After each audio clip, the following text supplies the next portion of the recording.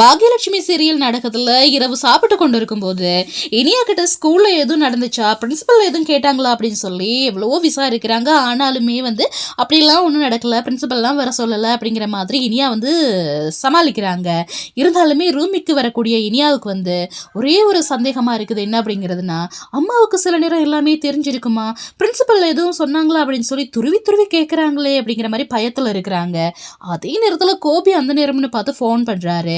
நாளைக்கு எத்தனை மணிக்குமா வர சொன்னாங்க அப்படிங்கிற மாதிரி கேட்குறாரு. 10 மணிக்கு வர சொன்னாங்க டைடி அப்படிங்கிற மாதிரி பேசிக்கிட்டு இருக்கும்போது பாக்யா அந்த இடத்துக்கு வந்துடுறாங்க. இதனால என்ன செய்யறாங்க அப்படின்னு சொன்னா, இனியா சரி டாடி நான் பிறகு உங்கள்கிட்ட பேசுறேன் அப்படிங்கிற மாதிரி வச்சுறாங்க. ஆனாலுமே பாக்யா என்ன செய்யறாங்கன்னா, போனை வாங்கி பார்த்துட்டு கோபி கிட்ட பேசுனதை கண்டுபிடிக்கிறாங்க.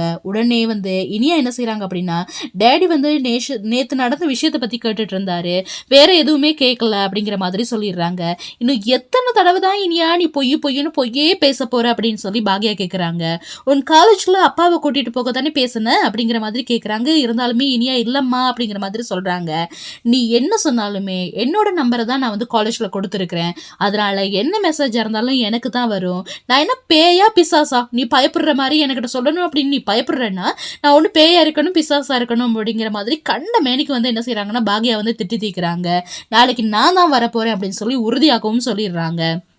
இதனிடையே ராதிகா கிட்ட பேசக்கூடிய கோபி என்ன சொல்றாரு அப்படின்னு சொன்னா, இனியா விஷயத்துல நடந்ததுக்காக நன்றி சொல்றாரு. அதோட காலேஜ்க்கு நாங்க போயிட்டு வரலாமா அப்படிங்கிற மாதிரி கேட்கிறாரு. ஆனாலுமே என்ன செய்யறாங்க அப்படின்னு சொன்னா, ராதிகா நீங்க அவமானப்படுறது பத்தாதுன்னு என்னையும் சேர்த்து கூட்டிட்டு போயிட்டு உங்க குடும்பத்துக்கு முன்னாடி அவமானப்படுத்த போறீங்களா அப்படிங்கிற மாதிரி கேட்கிறாங்க. இந்த இடத்துல கோபி ரொம்பவே அமைதியா இருக்கிறாரு. இதே எடுத்து மறுநாள் பாக்யா என்ன செய்யறாங்க அப்படின்னு சொன்னா, காலேஜ்க்கு கிளம்பும் போது ராமமூர்த்தி ஈஸ்வரி அப்படிங்கிற எல்லாருமே போறாங்க.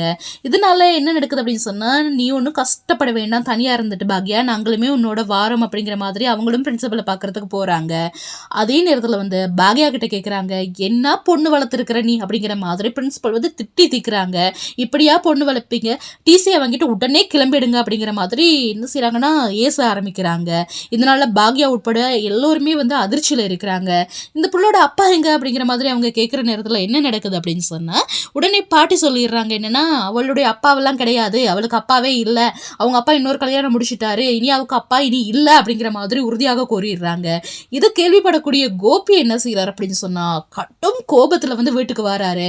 சத்தம் போடுறாரு, யாரை கேட்டு இனியாவுக்கு நான் அப்பா இல்லைன்னு நீங்க சொன்னீங்க, உங்களுக்கு வேணா நான் புள்ள இல்லாம இருக்கலாம், ஆனா இனியாவுட்டு விஷயத்தை பொறுத்தளவில் நான் அப்பா இல்லை அப்படின்னு சொல்றதுக்கு உங்களுக்கு எந்த உரிமையுமே கிடையாது அப்படிங்கிற மாதிரி கோமா என்ன செய்யறாருன்னா சண்டை பிடிச்சிட்டு வராரு. இப்படியாக பாக்யலட்சுமி சீரியலை பொறுத்தளவில் அமைந்திருக்குதுங்க. தொடர்ந்தும் என்ன நடக்குது அப்படிங்கறது தெரிந்து கொள்ளணுமா, மறக்காம ஷர்மி ஆஃபிஷியல் யூடியூப் சேனலை சப்ஸ்கிரைப் பண்ணிடுங்க.